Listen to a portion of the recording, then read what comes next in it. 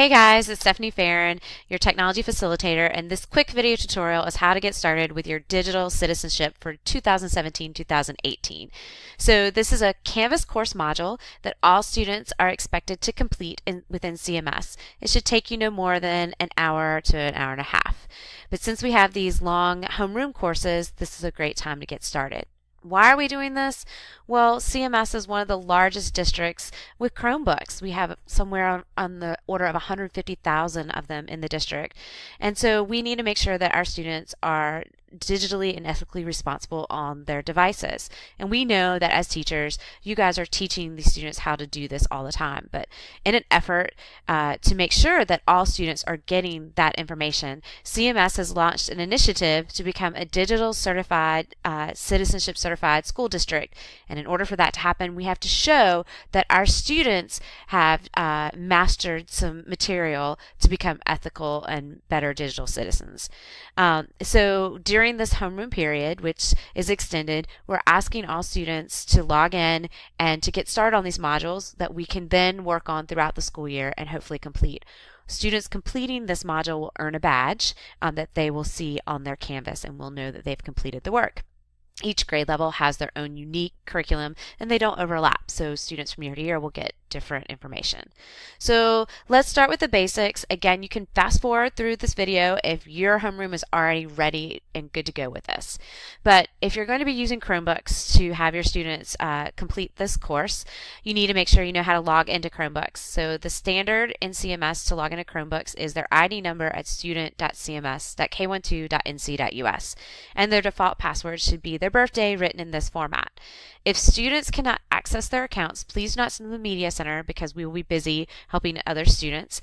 You can use this link below to ask to have your Google password reset, and we will email you that. It's not going to happen instantaneously. You probably won't be able to do it today in class, but tomorrow you'll be ready to go and for your other classes.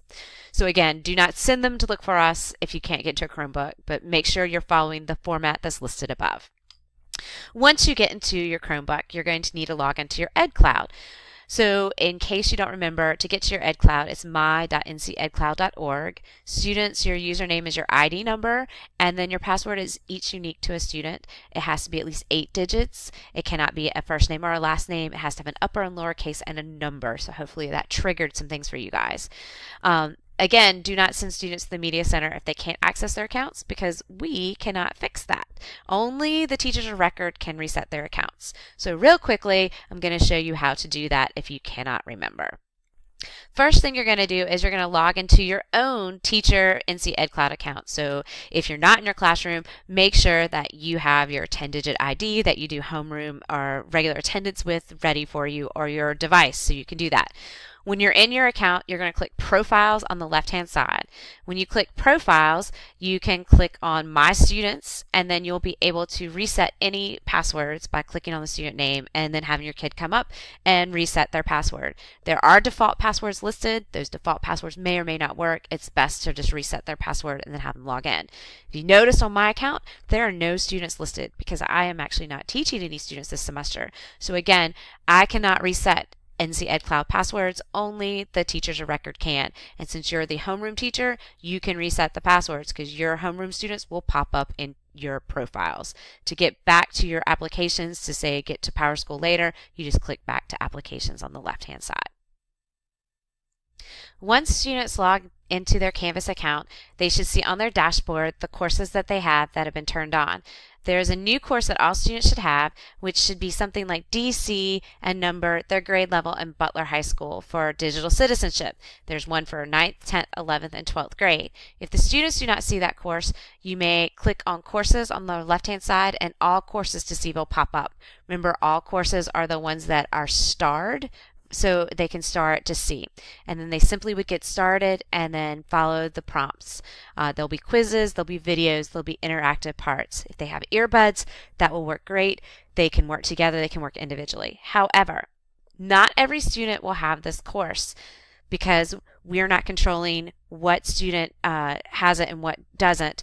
What you'll probably want to do is keep a copy of your roll for your homeroom and make a note if the student doesn't have access to it. And later on, we will correct that so when they come back to class the next day, they can have it, and we can manually enroll them. But again, do not send them to the Media Center. If they're in the wrong grade level for some reason, or they don't think they're in the grade level they should be in, remember that each one of them is unique. As long as they complete one module a year, then they are technically digitally certified. Okay? So let's look at what's being covered for each of the curriculum, 9th, 10th, 11th, and 12th. Just so you know, 9th grade course content, this is a screenshot, you should have it in your email as well, is about digital life, feeling on display, oops, I broadcasted too much, how to turn down or dial up and protect against cyberbullying, copyright right and wrong, which would be great introing into high school, especially because we have a graduation project, and feedback and survey.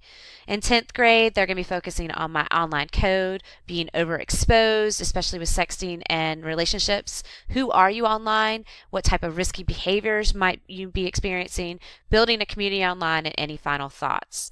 In 11th grade, they'll be looking at rights, remixes, and respect, becoming a web celeb, taking perspectives on cyberbullying, becoming college bound, what's the big deal about internet privacy.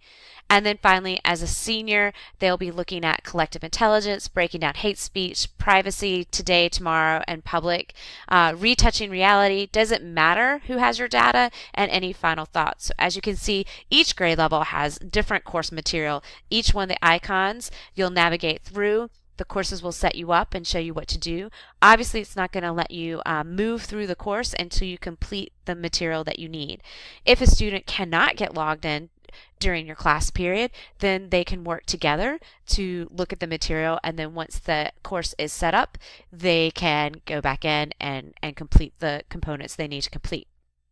Again, we know this is not a perfect summary, but we don't have 60 minutes to 90 minutes for the students to complete each one of these modules, and so while we're in homeroom after your assemblies for the remainder of the week, this will be a perfect time to do that. If you have questions or thoughts, please email Ann or I, and we'll be happy to assist you. However, please don't expect that we'll be able to assist you that moment during homeroom, since we'll also be doing badges.